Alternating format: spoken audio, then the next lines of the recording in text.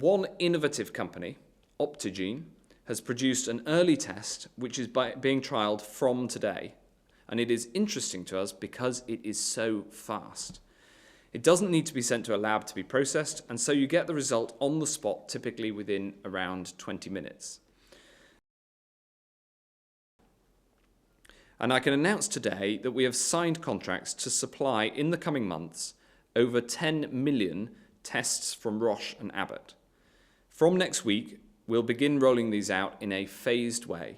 At first, to health and care staff, patients and residents.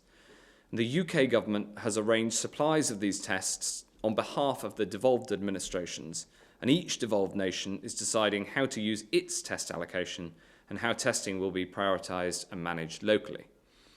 This is an important milestone, and it represents further progress in our national testing programme.